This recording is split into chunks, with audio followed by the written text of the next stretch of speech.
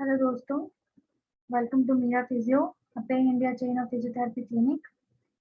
तो बर्न के टॉपिक में अभी तक के वीडियोस में आपने देखा कि मैंने इसमें आपको बर्न के बारे में बताया है। पहले वीडियो में मैंने आपको बताया था कि बर्न क्या होता है, हमारी स्किन क्या होती है, हमें बर्न कैसे होता है, उसका क्लासिफिकेशन क्या है, ये सब मैंने आपको बताया था।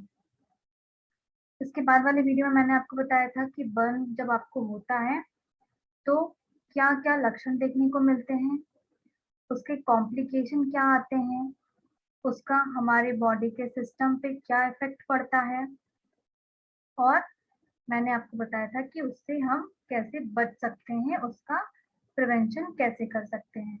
तो अभी तक हमने बर्न में ये चीजें देखी थी। तो आज हम बर्न में देखेंगे उसका डायग्नोसिस और उसका ट्रीटमेंट। ठीक है, तो चलिए आज हम इस टॉपिक पे बात करेंगे कि हमारे बर्न का ट्रीटमेंट कैसे होगा और उसका डायग्नोसिस भी क्या होगा। तो सबसे पहले हम डायग्नोसिस की बात करते हैं। तो बर्न के डायग्नोसिस के लिए जब भी आप कभी जलता है या किसी ऐसे जलने वाली चीज के एक्सपोजर में आप आते हैं, तो उसके बाद जैसे ही आप डॉक्टर के पास जाएंगे, वो आपका फिजिकल एग्जामिनेशन करके पता कर लेगा कि आपको बर्न है या नहीं है। एक्सेस लेवल का बर्न जो होगा वो आपको खुद आप उन्हें बताएंगे अपनी हिस्ट्री में, मेडिकल हिस्ट्री से, और जो आपके साथ जो दुर्घटना हुई है उससे ये क्लियर होगा कि बर्न है। ठीक है, और जो साइन एंड सिम्टम्स देखने को मिलेंगे आपके बॉडी पे, जैसे ब्लिस्टर बन जाना, रेडनेस हो जाना, स्किन का पपड़ी जैसा निकलना, ये सब चीजें जब देखने को मिलेगी तो डॉक्टर खुद डायग्नोस कर लेगा कि आपका बर्न है। और अगर आपके बॉडी में बर्न 10% से ज्यादा है तो आपको बर्न सेंटर में भेजा जाएगा, या बर्न वार्ड, जो बड़े बड़े हॉस्पिटल होते हैं उनमें बर्न वार्ड एक सेपरेटली बना रहता है, या फिर बर्न सेंटर बने रहते हैं, वहां पे रेफर करते हैं।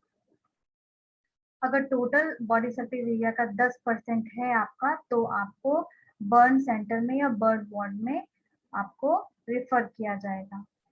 जैसे कि अगर आपका डीप ऑर्गन थोड़ा इन्वॉल्व है, फेस इन्वॉल्व है, फीट है, अगर मतलब कि पंजे इन्वॉल्व है, जेनेटल्स ऑर्गन इन्वॉल्व है, आपका पेट, पीठ, अगर ये भी ज्यादातर इन्वॉल्व है, तो आपको वहाँ के बर्न सेंटर में भेजा जाएगा। मैंने आपको फर्स्ट वीडियो में ही बताया था कि बर्न को हम कैसे, टोटल सरफेस बॉडी एरिया जो है हम वो कैसे निकालते हैं। उसकी 3 मेथड की जो मैंने आपको बताई थी। उस मेथड में आपका रूल ऑफ 9 था, परसेंटेज के हिसाब से डिवाइड किया था, पामर सरफेस के हिसाब से भी मैंने उसमें बताया था आपको, और बच्चों में कैसे करते हैं परसेंटेज के बेस पे बॉडी सरफेस एरिया कैसे डिवाइड करते हैं, ये भी मैंने इस वीडियो में आपको बताया है। साथ ही साथ अगर कुछ और डायग्नोसिस करने की जरूरत पड़ी, और चीजें डिटेक्ट करने के लिए, जैसे ब्लड टेस्ट की जरूरत पड़ी या एक्सरे की जरूरत पड़ी, कहीं फ्रैक्चर तो नहीं हो गया है, कहीं इन्फेक्शन तो नहीं फैल गया है ब्लड में, ऑर्गन में कोई डैमेज तो नहीं है, तो इन सब चीजों के लिए और भी टेस्ट आपका डॉक्टर आपको सजेस्ट कर सकता है। ठीक है, तो ये था हमारा बर्न का डायग्नोसिस। अब इसमें हम आगे बढ़ते हैं। अब हम देखते हैं इसका ट्रीटमेंट। तो अगर बहुत हल्का सा बर्न है, बहुत माइनर सा बर्न है, तो वो आप घर पे भी ट्रीट कर सकते हैं, जो कि आपके कुछ वीक्स में ठीक हो जाता है। पर अगर सीरियस बर्न है तो उसके लिए आपका प्रॉपर ट्रीटमेंट लेना बहुत जरूरी है। जब कभी भी आपको सीरियस बर्न हो, सबसे पहले फर्स्ट एड लीजिए, जिसमें उसका क्लीन होना, ठीक है, उसको कूल करना, और साथ में आसपास का एरिया क्लीन करना, उसे सपोर्ट देना, और उस पे ड्रेसिंग करना, ये सब चीजें इसमें फर्स्ट एड में आती हैं। साथ ही जो घाव है वो किस प्रकार का है ये भी देखना जरूरी होता है, ये भी इन्वॉल्व होता है आपके ट्रीटमेंट में। साथ में मेडिसिन भी आपकी होंगी ट्रीटमेंट में, और उस घाव की ड्रेसिंग, जो कि हमारी गैस ड्रेसिंग यूज होती है, जो बहुत सॉफ्ट, मुलायम और जाली नुमा जो ड्रेसिंग होती है वो यूज करते हैं, ताकि हवा बनी रहे और सॉफ्ट इसलिए क्योंकि घाव जो होता है बहुत दर्द करता है ड्रेसिंग के कारण, तो वो थोड़ी सॉफ्ट यूज होती है। फिजियोथेरेपी, सर्जरी, इन सब चीज़ों से आपका ट्रीटमेंट जो है वो सीरियस बर्न का सेट होता है। और हमारा मेन गोल ये होता है कि हमें आपके दर्द को कंट्रोल करना है, जो आपका डेड हो चुकी है टिश्यूज़ उसको हटाना है, इन्फेक्शन रोकना है, स्कार बनने के रिस्क को रोकना है और वापस से आपको आपके डेली रूटीन के फंक्शन में लाना है। जिनको बहुत ज़्यादा बर्न हो जाता है, पूरे बॉडी सरफेस एरिया के 10% बर्न होता है, उन्हें हम बर्न सेंटर में भेजते हैं। जहाँ पे अगर बर्न बहुत ज़्यादा है, तो वहाँ पे स्किन ग्राफ्टिंग यानी कि नकली स्किन जो कि हमारी बॉडी की स्किन से ही निकाल के वहाँ पे लगाई जाती है, स्किन ग्राफ्टिंग की ज़रूरत पड़ती है। साथ ही साथ अगर बर्न बहुत ज़्यादा होता है, तो हम लोग उससे घबरा जाते हैं, डर जाते हैं। हम अपने लुक्स को लेके बहुत ज़्यादा कॉन्शियस होते हैं सभी लोग, तो कहीं वो धब्बा ना बन जाए, कहीं वो खराब ना दिखे, तो इस टाइप का आपके माइंड में बहुत सारी डिस्टर्बेंस चलती रहती है। तो उस टाइम पे इमोशनल सपोर्ट देना भी बहुत ज़रूरी होता है और मंथली फ़ॉलो-अप लेते रहना चाहिए और फिज़िकल थेरेपी भी आपको लेते रहना चाहिए। अब हम अपना मेडिकल ट्रीटमेंट देखेंगे।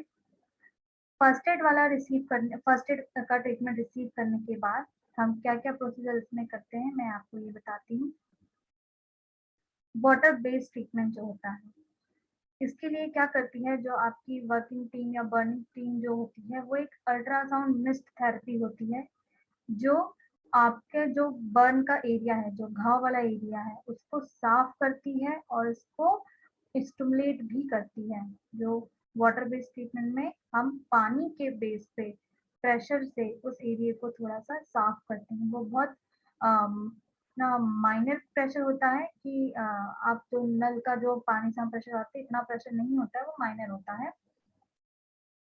जिससे दर्द भी कम हो, तो वाटर बेस्ड ट्रीटमेंट में हम अल्ट्रासाउंड मिस्ट थेरेपी यूज़ करते हैं, जो कि क्लीन करता है आपके घाव को।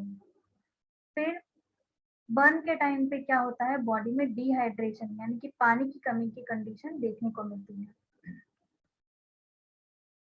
मैंने आपको बताया था कि इफ़ेक्ट पड़ता है सिस्टम पे, हमारे क्या-क्या इफ़ेक्ट पड़ते हैं, ये मैंने आपको लास्ट वीडियो में बताया ही था कि हमारे बॉडी पे क्या-क्या इफ़ेक्ट पड़ते हैं बर्न के। तो उस कारण से हमें डिहाइड्रेशन यानी कि पानी की कमी हो सकती है और उसी कारण से हमें आईवी फ्लूइड दिया जाता है, हमें बॉटल चढ़ाई जाती है डिहाइड्रेशन को रोकने के लिए।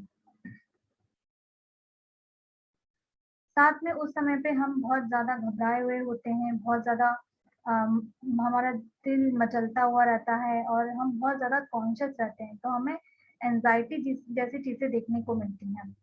तो उसके लिए हमें एंटी एंग्ज़ायटी मेडिकेशन हमें मिलता है। साथ ही साथ दर्द के लिए और हमारा जो घाव है वो जल्दी से ठीक हो उसके लिए पेन किलर्स और इन्फ्लेमेटरी ड्रग्स जो है वो भी लेनी चाहिए। और बर्न क्रीम या ऑइंटमेंट हम ये भी यूज़ कर सकते हैं। ठीक है, जो आपकी केयरटेकर टीम रहेगी जो बर्न की, वो आपके घाव को साफ करने के बाद उसपे ऑइंटमेंट या क्रीम अप्लाई करेगी, जो कि आपके इन्फेक्शन को होने से रोकेगा, साथ ही साथ आपके घाव को बंद होने में मदद करेगा। फिर आता है हमारा ड्रेसिंग।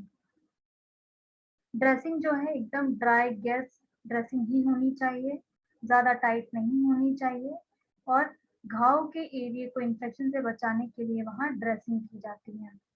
ठीक है, हर एक साइज़ के लिए, हर एक जगह के लिए अलग-अलग तरीके की ड्रेसिंग्स होती हैं, पर जो ड्रेसिंग यूज़ होगी वो होगी गेज़ कॉटन वाली, गेज़ ड्राई गैस कपड़े की जो ड्रेसिंग होती है वो यूज़ होगी, जो कि मुलायम और जालीनुमा होता है, जो आपको चुभता नहीं है बर्न पेशेंट को।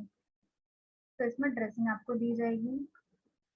फिर इन्फेक्शन से फाइट करने के लिए आपको एंटीबायोटिक्स भी दी जाएँगी। साथ ही साथ टिटेनस के आपको डोज़ भी दिए जाएँगे। टिटेनस के शॉट जो है हमें रेगुलर हर साल लगवाते रहना चाहिए। ये हमारे इन्फेक्शन से रक्षा करते हैं, तो बर्न के टाइम पे आपको टिटेनस के शॉट्स भी दिए जाएंगे। अब आता है हमारा सर्जिकल ट्रीटमेंट। सर्जिकल ट्रीटमेंट में अगर आपका जो बर्न है वो फेस यानी आपके गर्दन पे है, जिसके कारण से आपका जो गला है वो सूज रहा है, फेस जो है सूज रहा है, सांस लेने में आपको दिक्कत आ रही है, तब डॉक्टर आपके विंड पाइप में, मतलब कि आपके गले में एक विंड पाइप जहाँ से हवा जाती है आती है, वहां पे एक ट्यूब को इंसर्ट करेगा जो कि ऑक्सीजन सप्लाई में आपकी मदद करेगा। आप ये चेहरे पे जब स्वेलिंग रहेगी तो सांस लेने में आपको दिक्कत होगी, तो हम एक आर्टिफिशियल तरीके से आपको सांस प्रदान करेंगे। उसके लिए आपके ट्रैकिया में, गर्दन के पास में एक ट्यूब इंसर्ट होगी जो आपको ऑक्सीजन प्रदान करेगी आपके लंग्स को। फिर फीडिंग ट्यूब लग सकती है। क्या होता है कि जो बर्न के पेशेंट है, अगर उनके चेहरे पे और गर्दन में बहुत ज्यादा बर्न है तो वो ठीक से खा नहीं पाते हैं, ठीक है, तो ऐसे पेशेंट्स के लिए वहां पे हमें फीडिंग ट्यूब लगानी पड़ती है, जिस कारण से हमारा पेशेंट जो है वो अंडर नरिशमेंट की कंडीशन में ना जाए और उसको अच्छा खान पान मिले, अच्छा न्यूट्रिशन मिले, जिसके कारण से वो जल्दी ठीक हो। ये जो फीडिंग ट्यूब होती है ये डायरेक्ट नाक से जाती है आपके पेट तक, आपके नाक से उसको इंसर्ट करते हैं और वो पेट तक जाती है, जिससे लिक्विड चीजें जिसमें हम डाल सकते हैं और अच्छा नरिशमेंट आपकी बॉडी को इसमें मिलता है। फिर क्या होता है, जब बर्न होता है तब उसके आसपास पपड़ी जम जाती है, तो अगर आपके हाथ पैरों के आसपास अगर पपड़ी जम जाती है तो वो क्या करती है, आपकी स्किन को टाइट करती है, जिसके कारण कि क्या होता है, ब्लड सर्कुलेशन जो होता है उसका संचार रुक जाता है, कम होने लगता है, जिस कारण से क्या असर पड़ता है, हीलिंग जो है हमारे वुंड की, हमारे घाव की, वो देरी से होगी। इस कारण से वो चीजों को डॉक्टर क्लियर कर देता है, क्लीन कर देता है, आपकी जो पपड़ी जैसी स्किन है उसको क्लीन कर देता है ताकि वो आपके ब्लड संचार को रोके नहीं। पर अगर चेस्ट के आसपास, छाती के आसपास अगर ये चीजें हैं तो यहाँ पे उसको क्लीन करने में थोड़ी दिक्कत होती है, क्योंकि हमारे यहाँ बहुत मेन ऑर्गन जैसे हार्ट और लंग्स रहते हैं, तो यहाँ से प्रेशर हटाने में थोड़ी दिक्कत होती है। अदरवाइज अगर लिम्ब में ऐसी चीजें बन गई हैं तो वहाँ इजीली से इसे हटाया जा सकता है, रिमूव कर दिया जाता है। फिर आता है हमारा स्किन ग्राफ्ट। स्किन ग्राफ्ट में क्या होता है, या तो डोनर यानी कि आपकी ही स्किन यूज की जाती है, या फिर सुअर की स्किन भी इसके लिए टेम्परेरी सॉल्यूशन के लिए हम इसे यूज कर सकते हैं।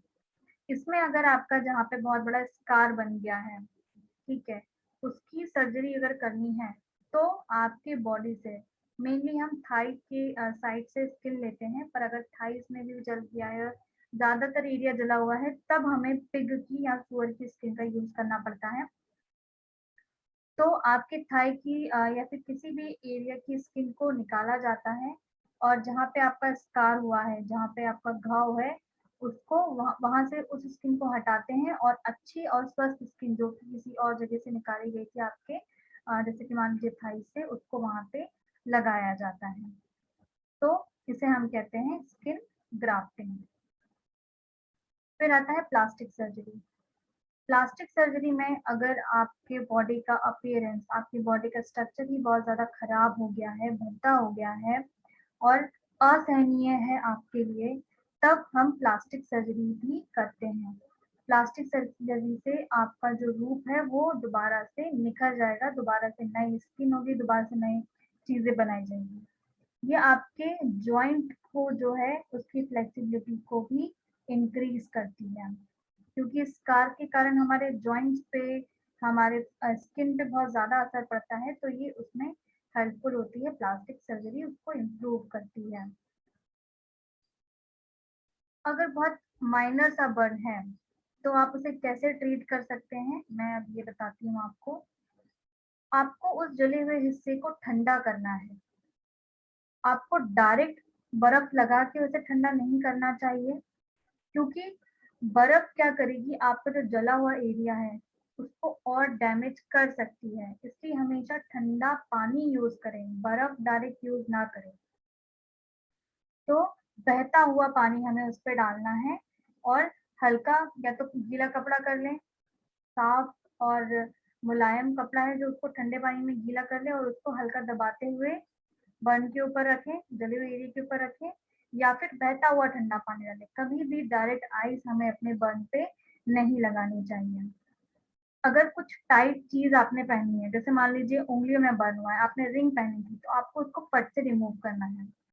जिससे पहले कि उसमें स्वेलिंग आ जाए, उससे पहले हमें उस टाइट एरिया को या टाइट कपड़े को वहां से रिमूव करना चाहिए। और जो ब्लिस्टर्स बन जाते हैं, हमें उन्हें कभी खुद से फोड़ना नहीं चाहिए।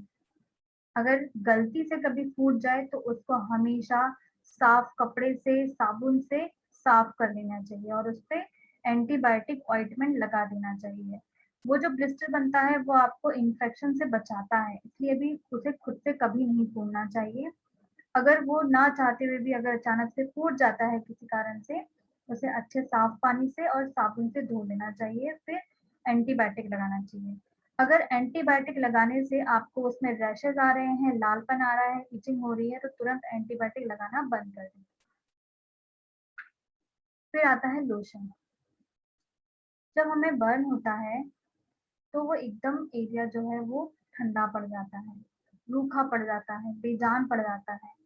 तो वहाँ पे हमें लोशन जैसे एलोवेरा जेल या कोई भी मॉइस्चर जो है वहाँ पे लगाना चाहिए, जो कि क्या करेगा, जो रूखापन है उसको दूर करेगा और एक उसमें सूदिंग, बहुत स्लाइटली स्मूथ, जो हम बोलते हैं स्मूथ, अच्छा मुलायम ऐसा रिलीफ आपको वो प्रदान करेगा। और हमेशा अगर बर्न बहुत ज़्यादा है, वो हवा में लगने से आपको जलन हो रही है और इचिंग हो रही है, तो उसको हमेशा कवर कर लें। याद रखें हमेशा स्टेराइल गैस बैंडेज से ही उसको कवर करें, क्योंकि वो बहुत अच्छी जालीनुमा और सॉफ्ट होती है, उससे उसे कवर रखें। और बहुत ज़्यादा टाइट नहीं करें जिससे आपके स्किन पे प्रेशर पड़े, बहुत हल्का बांधे जिससे ना वो ज़्यादा टाइट हो ना ज़्यादा वो हल्की हो। और ये इससे हमें क्या-क्या फ़ायदा होगा कि ये हमारी ब्लिस्टर की जो स्किन है उसको प्रोटेक्ट करेगी, हमें दर्द से बचाएगी, हमें इन्फेक्शन से बचाएगी। तो बैंडेजिंग भी आप कर सकते हैं। पेन रिलीवर्स आप ले सकते हैं दर्द करने के कम करने के लिए, और जैसे कि टिटेनस शॉट मैंने आपको बताए थे, वो आप ले सकते हैं। अब हम देखेंगे हमारा फिजियोथेरेपी मैनेजमेंट। फिजियोथेरेपी मैनेजमेंट में क्या है, अब हम देखते हैं। सबसे ज़रूरी होता है हमारा रेस्पिरेटरी केयर, हमारे लंग्स के लिए, क्योंकि अगर आप खुली आग में एकदम से भागते हुए आपने बहुत तेज़ से आग का धुआँ इन्हेल कर लिया है, खींच लिया है, तो आपके फेफड़ों को बहुत ज़्यादा दिक्कत हो सकती है। फेफड़े की दिक्कत से आपकी ऑन द स्पॉट डेथ भी हो सकती है। इसलिए जब भी कोई बर्न का पेशेंट आए अ, या फिर बर्न का पेशेंट हो, तो हमेशा उसको रेस्पिरेटरी केयर सबसे पहले देना चाहिए, ठीक है? तो मैं आपको इसमें चेस्ट फिजियोथेरेपी में क्या-क्या होता है, मैं आपको ये बताती हूँ आगे। सबसे पहला है हमारा स्पाइरोमेट्री। स्पाइरोमेट्री कुछ इस तरीके का दिखता है, ठीक है? ये जो 3 बॉल होती हैं, ये नीचे की तरफ होती हैं, ठीक है? ये इसमें इन्होंने हवा अभी ब्लो की है, इसलिए ये ऊपर की तरफ होती है, नीचे की तरफ ऐसी ही तीनों बॉल है। तो ये जो स्पाइरोमेट्री होता है, ये आपकी जो इंस्पायर करने वाली जो मसल्स हैं, जो कि आपके फेफड़ों को साँस भरने में, छोड़ने में सहायता प्रदान करती हैं, उनके स्ट्रेंथनिंग के लिए बहुत अच्छा होता है। स्पाइरोमीटर कुछ इस तरीके का आता है, जिसमें 3 बॉल रहती हैं। एक पाइप कनेक्ट होता है इसमें, जिसमें आप हवा छोड़ सकते हैं और खींच सकते हैं। तो सबसे पहले आप जब इस तरीके से इसको सीधा खड़ा करना है आपको, और ये आपके माउथ के, आपके चेहरे के लेवल पे होना चाहिए, ठीक है? ना नीचे ना ऊपर, एकदम आपके लेवल पे हमारे स्पाइरोमीटर को होना चाहिए, ठीक है? जब आप इसको इस तरीके से सीधा पकड़ेंगे, तब आप इसमें अपनी हवा को छोड़ें, तो बॉल ऊपर की तरफ उठेगी। जितनी आपकी कैपेसिटी होगी उतनी बॉल उठेंगी। ज़रूरी नहीं है कि एक ही बार में तीनों बॉल उठ जाएँगी। किसी की 1 बॉल उठेगी, किसी की 1 बॉल भी नहीं रहेगी। हो सकता है किसी के तीनों एक बार में उठ जाए। तीनों एक बार में उठ जाना मतलब कि आपके लंग्स की जो मसल है उनकी स्ट्रेंथनिंग बहुत अच्छी है। अगर एक बॉल उठ रही है, 2 बॉल उठ रही है, मतलब कि आपको ज़रूरत है और अपनी कैपेसिटी बढ़ाने की। तो ये आपका स्पायरोमीटर है। फिर इसे अगर आप उल्टा कर देंगे, यानी कि अभी आप सीधे जिस इस तस्वीर में दिख रहा है ये सीधे पकड़ी है, फिर अगर आप इसको उल्टा कर देंगे तब इसमें आपको हवा को खींचना है, तो ये बॉल उल्टे में ऊपर की तरफ आएगी। ठीक है, ये आपके इंस्पायरेशन एक्सपायरेशन दोनों ही मसल्स के लिए बहुत अच्छा होता है। स्पायरोमीटर बहुत सेफ होता है, अच्छी डिवाइस होती है रेस्पिरेटरी के लिए। तो बर्न पेशेंट को हमें स्पायरोमीटर से रेस्पिरेटरी केयर देना चाहिए। ये हमारा स्पायरोमीटर जो है वो एक स्लाइडर जैसा होता है, जो उसमें बॉल जो है वो ऊपर की तरफ और नीचे की तरफ मूव करती है। आपको इसको करने के लिए सीधे बैठना है, ठीक है, हमेशा पीठ टिकाकर बैठे, या अगर आपको कंफर्टेबल हो तो आप टिक के भी बैठ सकते हैं। स्पायरोमीटर को अपने सामने पकड़ के रखना है, ठीक है, आपके मुंह के लेवल में उसको हमेशा पकड़ के रखना है। फिर उसमें सीधा हमेशा आप हल्का सा नॉर्मल पहले ब्रीदिंग कर लें, ठीक है, और जो उसका ट्यूब है, उसका जो आपका माउथ पीस है, जो ट्यूब है, उसको अपने मुंह के अंदर रखना है और अपने होठों को बंद करना है टाइटली। हवा वहां से लीक नहीं होनी चाहिए, अगर वो ब्लॉक नहीं होगा ठीक से तो वहां से हवा जो है वो लीक होगी। फिर धीरे से उसमें आपको अपनी सांसों को छोड़ना है, ठीक है, मुंह से अपनी सांस उसमें छोड़ना है। फिर इसके बाद हल्का सा सांस लेनी है, फिर से उसमें सांस छोड़ना है। तो आप देखेंगे कि आपकी जो बॉल है वो उस सिलेंडर जैसे पंप में ऊपर और नीचे की तरफ होगी। जब आप सांस छोड़ेंगे तो ऊपर जाएगी, फिर खुद ही नीचे आ जाएगी, फिर हल्का सा सांस छोड़ेंगे वो ऊपर जाएगी, फिर नीचे आ जाएगी। ठीक है, तो ये आपको तब तक करते रहना है जब तक कि आपकी जो बॉल है वो कंप्लीटली उठने ना लगे। पर ये ध्यान रखना है कि ये एक बार में नहीं होगा, आपको एक बार में सिर्फ 5 से 6 रिपीटेशन करना चाहिए और दिन में 3 बार करना चाहिए। पूरे दिन आपको स्पायरो करने की ज़रूरत नहीं है। फिर इसको करने के बाद आप कुछ सेकंड के लिए नॉर्मल ब्रीदिंग लें और उसके बाद माउथपीस को अपने मुँह से हटा दें और नॉर्मल ब्रीदिंग लें और फिर इसे रिपीट करें। तो ये था हमारा स्पायरोमीटर। फिर आता है हमारा deep breathing exercises. Deep breathing exercises इसमें क्या होना है कि आपके लंग्स की कैपेसिटी, जो वॉल्यूम जो है आपके लंग्स की सांस लेने की क्षमता, हम इसे बढ़ाने के लिए करते हैं। ठीक है, आप चाहे तो इसमें इस एक्सरसाइज को करने के लिए अपने पेट पे हाथ रख के भी कर सकते हैं या नॉर्मली भी आप इसे कर सकते हैं। इस एक्सरसाइज को करने के लिए आपको क्या करना है, आपको अपने पेट पे हाथ रखना है, ठीक है, फिर उसके बाद सांस लेनी है और जब आप सांस छोड़ेंगे तो अपने पेट पे हल्का सा जेंटल प्रेशर डाल के सांस छोड़नी है। ठीक है, आपको नाक से सांस लेनी है और मुंह से छोड़नी है। ठीक है, जब आप नाक से सांस लेंगे तो पूरे जो फेफड़े हैं आपके एकदम से सिकुड़ जाएंगे, फिर मुंह से सांस छोड़ेंगे तो फिर वापस से वो फूल जाएंगे। तो जब आप मुंह से सांस छोड़े तो अपने पेट पे हल्का सा प्रेशर दबा के छोड़ें। ठीक है, ये देखिए डीप ब्रीदिंग एक्सरसाइजेस हैं। जब आप सांस लेंगे बेली जो होगी बाहर की तरफ होगी, इसमें आपको प्रेशर लगाना है। ठीक है, फिर जब आप सांस छोड़ेंगे तो आपका जो पेट है वो अंदर की तरफ होगा, तब आपको प्रेशर हटा देना है। तो ये है आपकी डीप ब्रीदिंग एक्सरसाइज। फिर आता है हमारा पर्स लिप ब्रीदिंग। ये डीप ब्रीदिंग जैसी ही एक्सरसाइज है, सेम आपको वैसे ही करना है, बस इसमें क्या फर्क है, जब आप मुंह से सांस छोड़ेंगे तो आपको जब बलून बनाने के लिए जो आप अपना मुंह बनाते हैं, गोल करते हैं और जैसे पाउट बनाते हैं हम, गोलाकार मुंह बना के फिर सांस छोड़नी है। जब हम स्ट्रॉ से पानी पीते हैं या स्ट्रॉ से नारियल पानी पीते हैं, जो उस टाइम पे जो हमारा मुंह का शेप रहता है, उस मुंह को शेप को बना के हमें अपनी सांसों को छोड़ना है। तो उसे कहते हैं पर्स लिप ब्रीदिंग। आपका सेम जो प्रोसीजर है वो सेम रहेगा आपके डायफ्रामेटिक ब्रीदिंग जैसा।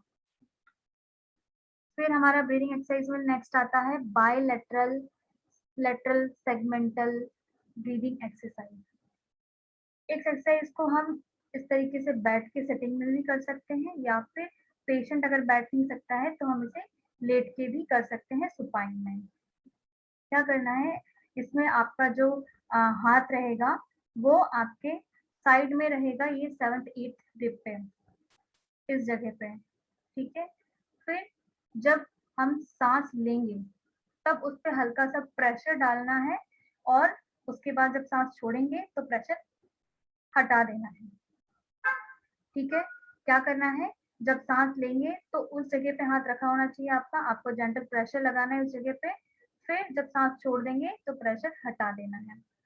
सुपाइन में जब आप करेंगे तो भी आप सेम यही प्रोसीजर अप्लाई करें।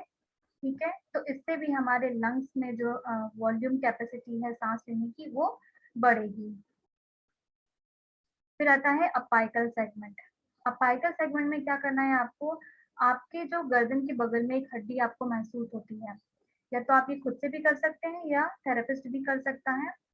तो आपके बगल में आपको कंधे की तरफ, इस तरफ देखिए, जहाँ यहाँ पे आपको हड्डी एक महसूस होगी, उसके ऊपर हमें हाथ रखना है। जब हम सांस लेंगे तब उस समय वहां पे हल्का सा जेंटल प्रेशर लगाना है और सांस छोड़ते समय वो प्रेशर को हटा देना है। तो ये आपका अपाइकल सेगमेंट की ब्रीदिंग एक्सरसाइज। फिर आता है हमारा कफिंग। क्या होता है कि जो बर्न के पेशेंट होते हैं, अगर वो ज्यादा टाइम तक लेटे रहते हैं, बेड रिडन रहते हैं, तो उनमें कफ की प्रॉब्लम हो जाती है, जिस कारण से इन्फेक्शन के चांसेस जो होते हैं वो बढ़ जाते हैं। इसलिए हमेशा कफ जो है वो क्लियर होना चाहिए। अगर पेशेंट खुद से नहीं कर पा रहा है तो टाइम टू टाइम उसका सक्शन होना चाहिए, और उसकी रेस्पिरेटरी ब्रीथिंग एक्सरसाइजेस के बाद उसका सक्शन होना चाहिए। तो इसके लिए या तो आप सीधा बैठ सकते हैं, ठीक है, स्लाइटली आपको आगे की तरफ झुक के बैठना है, आपके पैर जो है वो आसपास रहेंगे। फिर उसके लिए क्या करना है, आपको सांस खींचना है अंदर की तरफ और मुंह से छोड़ना है, लेकिन खांसते हुए। ठीक है, जो हम आर्टिफिशियल खांसते हैं उस तरीके से खांसते हुए आपको छोड़ना है। पर अगर आपको चेस्ट में कहीं फ्रैक्चर है या फिर कहीं चोट लगी है, तो ये एक्सरसाइज को करने के लिए आप उस एरिया को पकड़ के करें। जब तक फ्रैक्चर हील नहीं होता है तब तक इस एक्सरसाइज को ना करें, और हील के बाद उस जगह को पकड़ के या टॉवल से रैप करके या हाथ रख के कपिंग करना चाहिए। तो ये देखिए, इस तरीके से आपको बैठना है। फिर इसके बाद आपको अपने नाक से गहरी सांस खींचनी है और फिर अपने मुंह से उसे खांसते हुए सांस को छोड़ना है। तो ये आपकी कफिंग हो गई।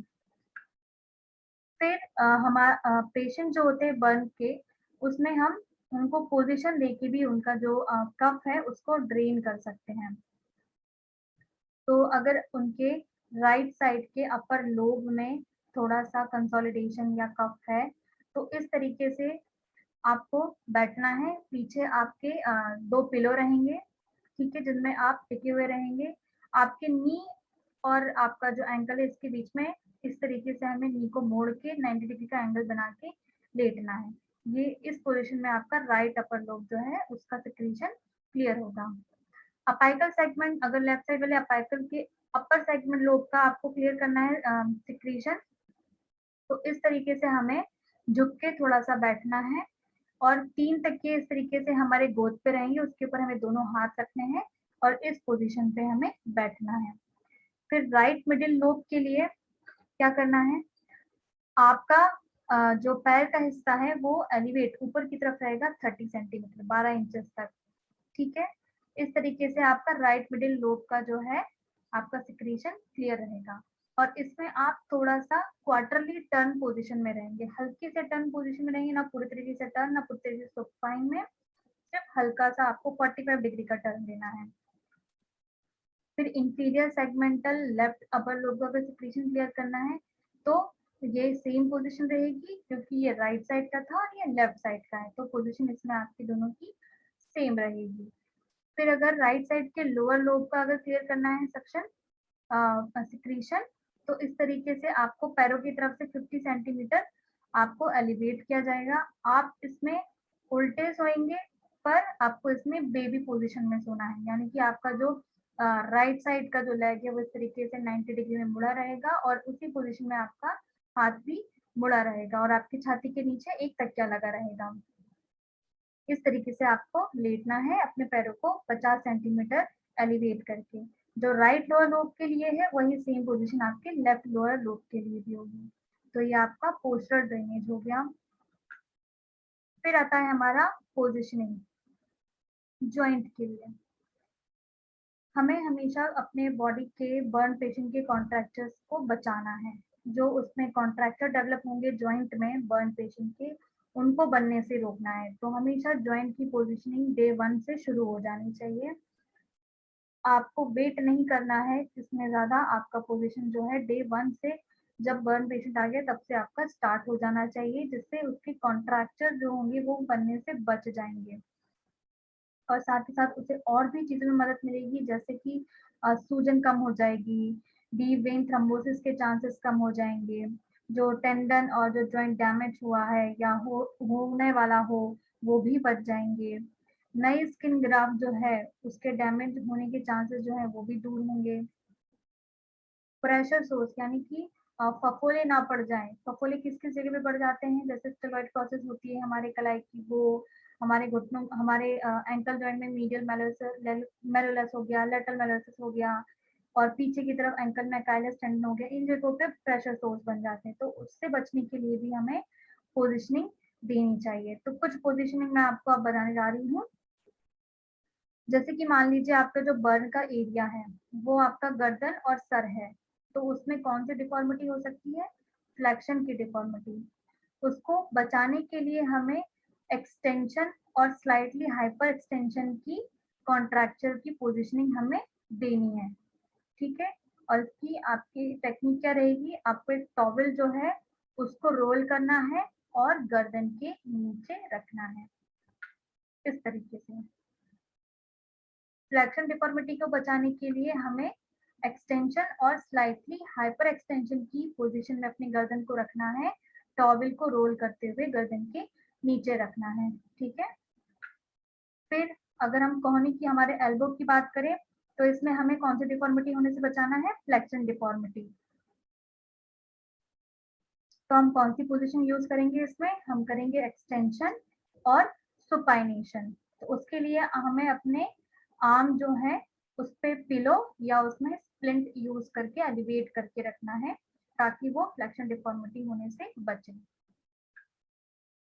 फिर उसके बाद हमारी कलाइयों और उंगलियों में फ्लेक्शन डिफॉर्मिटी होने से बचाने के लिए हमें उनको एक्सटेंशन ऑफ रिस्ट और फिंगर की पोजीशन देनी है, जिसके लिए आप पिलो और स्प्लिंट का इस्तेमाल कर सकते हैं। हिप में हमें फ्लेक्शन और एक्सटर्नल रोटेशन की डिफॉर्मिटी होने से बचाना है। तो उसके लिए हम क्या पोजीशन देंगे? हिप का एक्सटेंशन करवाएंगे और न्यूट्रल रखेंगे हमारे लोअर लिम्ब को, मतलब कि हिप में सिर्फ एक्सटेंशन होगा, बाकी सीधा रहेगा पूरा पैर। उसके लिए उसके नीचे पिलो का यूज ना करें, किसी रिजिड चीज को उसके ऊपर रखिए ताकि घुटना मुड़े ना, और उसको सीधी पोजीशन में या उल्टा सुलाना है। फिर हमारे घुटनों के लिए हमें अपनी फ्लेक्शन डिफॉर्मिटी बचाना है, तो हमें उसके लिए एक्सटेंशन उसको देना पड़ेगा। सेम इसमें भी कोई कठोर चीज, रिजिड चीज उसके पैरों के नीचे रखें और पिलो ना रखें। एंकल में प्लांटर फ्लेक्शन डिफॉर्मिटी हो सकती है, इसलिए हमें क्या देना चाहिए? 90 डिग्री का डॉर्सी फ्लेक्शन पोजीशन देनी चाहिए। इसके लिए आप पिलो या स्प्लिंट उसको दे सकते हैं एंकल सपोर्ट के लिए, तो इससे ये डिफॉर्मिटीज जो है वो बच जाएंगी। अब हमें उन बर्न पेशेंट के जॉइंट्स की हमेशा एक्सरसाइज करवानी चाहिए। अगर वो एक्टिवली कर सकते हैं तो एक्टिवली करवाइए, पैसिवली कर सकते हैं तो आप बिल्कुल पैसिवली भी करवाइए। तो इनको करवाने का क्या मेन पर्पस रहता है हमारा? हमारे जॉइंट की इंटीग्रिटी जो है वो मेंटेन रहती है, मसल्स की फ्लेक्सिबिलिटी मेंटेन रहती है, इलास्टिसिटी मेंटेन रहती है हमारी स्किन की, जिसके कारण से क्या होता है? जल्दी हीलिंग होगी। जो घाव है उसकी जल्दी हीलिंग होगी। इन सब चीज़ों से क्या होगा? हमारा ब्लड सर्कुलेशन बढ़ेगा और उसकी जल्दी हीलिंग होगी। और कॉन्ट्रैक्चर से बचेंगे, जॉइंट का पूरा अगर मोशन होगा तो उसमें कॉन्ट्रैक्चर होने से बचेंगे। अपने मसल्स की जो स्ट्रेंथ है वो भी बढ़ेगी, उसकी पावर बढ़ेगी, और जो फंक्शन, जो हमारे बॉडी के फंक्शन जो चले गए हैं, जिन कारण से दर्द कारण हम कर नहीं पा रहे, वो वापस से उसी लेवल पे आ जाएंगे। तो कुछ एक्सरसाइजेज हम पैसिवली भी करवा सकते हैं और एक्टिवली भी। अगर पेशेंट खुद से कर सकता है तो आप खुद से करवाइए, पेशेंट खुद से करे, और अगर नहीं कर सकता है तो आप उसको खुद से करवा सकते हैं। तो जैसे कि आपका पहला आएगा, आपके कंधे का ऊपर उठाना और नीचे लाना, आपका शोल्डर का फ्लेक्शन और एक्सटेंशन। तो इस तरीके से या तो पेशेंट खुद अपना हाथ इस तरीके से ऊपर लेके जाए अपने सर के पास तक और वापस लेके आए, या फिर आप उसका हाथ पकड़ के कलाई की तरफ से और आपके एल्बो की तरफ से हाथ पकड़ के आप उसका हाथ ऊपर की तरफ लेके जाएं और नीचे की तरफ लेके जाएं। और अगर इसमें उसे दर्द होता है तो थोड़ा सा कम रेंज में करें, पूरी रेंज लेके ना जाए, धीरे धीरे वो रेंज बढ़ जाती है।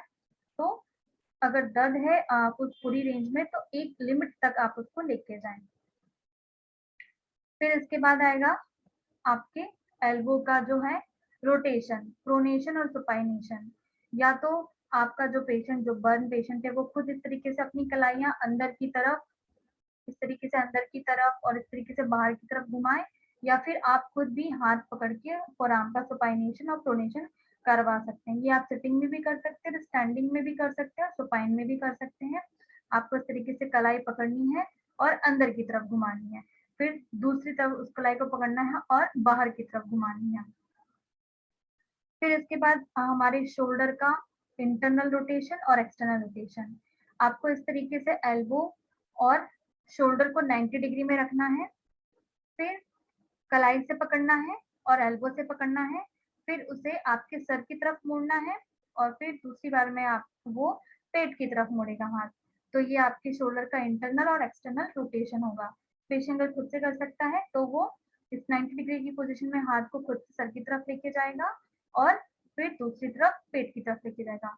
ये ध्यान रखना है कि इसमें एल्बो जो है वो 90 डिग्री पे रहना चाहिए, उसे सीधा नहीं करना है और मोड़ते हुए ही आपकी रेंज को लेके जाना है दोनों तरफ।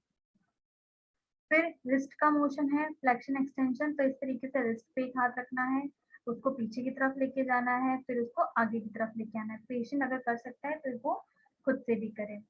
तो ये है आपके अपर लिम्ब का range of motion exercise, passively भी और एक्टिवली भी। फिर लोअर लिम्ब में सुपाइन पोजीशन में इस तरीके से दूसरे पैर को सीधा रखना है और घुटना मोड़ना है और उसे ऊपर की तरफ लेके जाना है। पेशेंट अगर खुद से कर सकता है एक्सरसाइज तो वो खुद से करे, और अगर नहीं कर सकता है तो फिर थेरेपिस्ट उसकी मदद करे। इस तरीके से एक हाथ से वो होल्ड करे पैर को और फिर इस तरीके से वो पैर को घुटने की तरफ से मोड़ के ऊपर की तरफ लेके जाए और नीचे की तरफ लेके आए। इसमें हिप का फ्लेक्शन और एक्सटेंशन होगा। फिर इसके बाद हमारे हिप का एक्सटर्नल रोटेशन और इंटरनल रोटेशन। इस तरीके से हमें अपने हिप को और नी को और एंकल को 90 डिग्री पे रखना है। जो थेरेपिस्ट का हाथ होगा वो नीचे से घूमते हुए आएगा और उसकी काफ मसल के साइड में पकड़ेगा और फिर उसे अपने हाथों से हिप जॉइंट को बाहर की तरफ मोड़ना है और अंदर की तरफ मोड़ना है, रोटेशनल मूवमेंट करवाना है। ठीक है। फिर इसके बाद हमारे हिप का एडक्शन और अबडक्शन आता है। इस एक्सरसाइज को करने के लिए पैर को हमें बेड से बाहर की तरफ लेके जाना है और बेड में फिर वापस अंदर की तरफ लाना है। अगर ये एक्सरसाइज आपका बर्न पेशेंट खुद कर सकता है तो वो खुद से करे। फिर इसके बाद हमारे एंकल जॉइंट का मूवमेंट आता है। इस तरीके से एंकल जॉइंट के नीचे उंगलियां रखनी है और उसे पूरा अपनी हथेली में ग्रैब करना है, फोरआर्म तक आना चाहिए उसका पूरा पैर। फिर उसे हमें आगे की तरफ मोड़ना है, फिर इस तरीके से नीचे की तरफ लेके आना है। याद रखें हमेशा इस एक्सरसाइज को करने के लिए उंगलियां हील के साइड में सपोर्ट होनी चाहिए और पूरा जो उसका फीट है वो आपके फोरआर्म तक आना चाहिए, सपोर्टेड करवाना चाहिए इस एक्सरसाइज को। अगर पेशेंट खुद से कर सकता है तो बहुत अच्छी बात है, वो खुद से अपने एंकल को ऊपर की तरफ और नीचे की तरफ मूवमेंट करें। ये थी आपकी अपर लिम्ब की range of motion exercises actively और पैसिवली। अब इसके बाद जब सबका सब एक्यूट फेज आ जाता है तो आपको इसमें आपका रेस्पिरेटरी केयर तो कंटिन्यूस रखना है, एक्सरसाइजेस भी कंटिन्यूस रखनी है, पोजीशन भी कंटिन्यूस रखनी है, पर इसमें आपको क्या ऐड करना है, एम्बुलेशन यानी कि चलना फिरना शुरू करना है फेज में।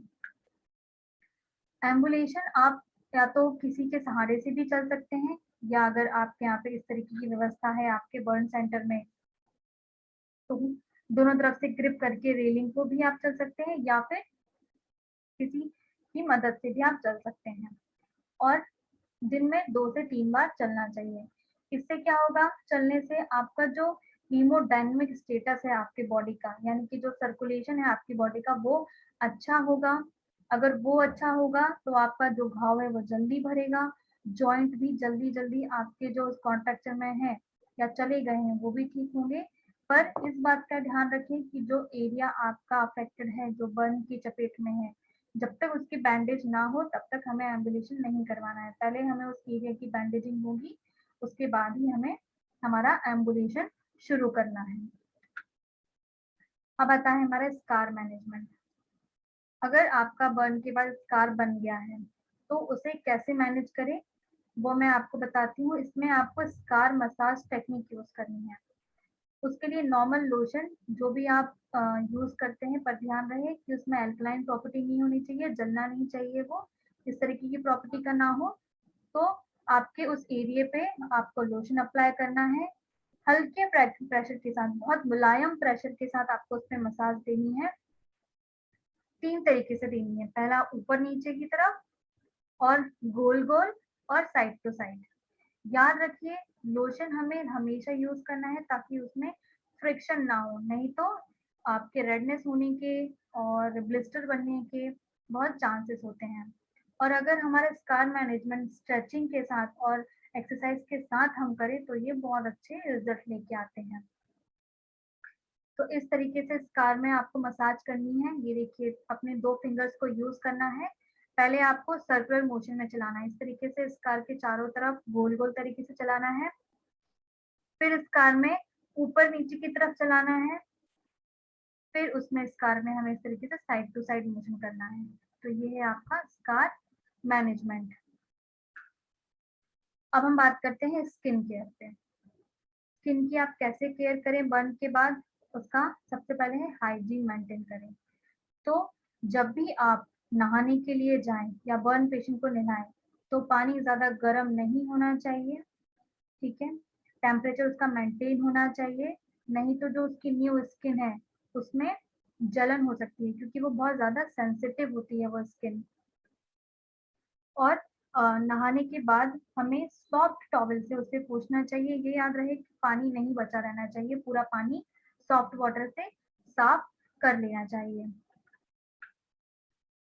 जो ड्राई स्किन है, जो रूखी स्किन है, उसपे हमेशा मॉइस्चराइज़र लगाते रहना चाहिए, ठीक है?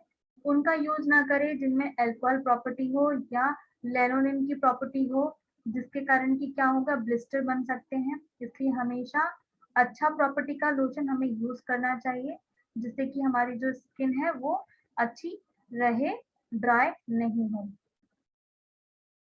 फिर हमें धूप से बचना चाहिए। जो नई स्किन होती है वो बहुत सेंसिटिव होती है धूप के लिए, अल्ट्रावायलेट रेज़ के लिए, वो उसे हार्म कर सकती है। इसलिए हमें धूप से बचना चाहिए। हमेशा लंबे स्लीव का ड्रेस पहने, ट्राउज़र पूरा पैर ढके हो, हेड का यूज़ करना चाहिए अगर घाव है तो। और जो भी एक्टिविटी हो अर्ली मॉर्निंग में बहुत जल्दी सुबह-सुबह कर लेना चाहिए, या फिर लेट आफ्टरनून में या फिर शाम के टाइम करना चाहिए। ठीक है, डायरेक्ट धूप के एक्सपोज़र में ना आएँ, कोई क्रीम या लोशन उस पे अप्लाई करें, जिससे कि आप अल्ट्रावायलेट रेज़ से बच सकते हैं। फिर अगर ठंडे वेदर में हैं, तो डायरेक्ट ठंडे वेदर के कॉन्टैक्ट में नहीं आएँ, क्योंकि जो बर्न पेशेंट होते हैं उन्हें उनके जो टोज़ हैं, उसके टिप पे, हाथों में नमनेस महसूस हो सकती है, इसलिए हमेशा डायरेक्ट ठंडे वेदर पे ना आएँ, गरम कपड़े पहनें और अपने हाथों को ढक के रखें। अगर आपकी स्किन इची स्किन है, तो उसको बचाने के लिए हमेशा लूज़ फिटिंग के क्लोथ्स पहनें ताकि जो पसीना है वो आपके कपड़े और शरीर के बीच में चिपके ना। पतले कपड़े पहनें, बिल्कुल टाइट फिटिंग के ना पहनें और उस पे लोशन लगाते रहें ताकि वो रूखी ना हो और खुजली ना चले। और अगर ब्लिस्टर बन गया है, तो वहाँ पे जब नई स्किन आती है, तो उससे बचने के लिए उसके घर्षण जो होता है कपड़े और नई स्किन के बीच में, उसमें ब्लिस्टर बन सकते हैं या दोबारा बर्न हो सकता है। तो हमें उसे फ्रिक्शन से बचाना चाहिए। तो हमेशा लूज़ फिटिंग के कपड़े पहने और चप्पल, जूते भी हमेशा लूज़ फिटिंग के पहने। तो ये था हमारा बर्न का मैनेजमेंट। हम कैसे पता कर सकते हैं बर्न को, इसका मैनेजमेंट क्या है, अगर बहुत ज़्यादा सर्जरी की नीड है तो क्या-क्या हो सकता है, और फिजियोथेरेपी मैनेजमेंट क्या है, और नॉर्मल आपका जो हाइजीन है स्किन का वो क्या है, मैंने अभी इस टॉपिक में आपको सब बताया। तो ये रहा हमारा बर्न का ट्रीटमेंट। तो मैं आशा करती हूँ कि आपको मेरा ये बर्न का ट्रीटमेंट पसंद आया हो और आपको ये हेल्दी रहने में, फिट रहने में मदद करे। Thank you so much.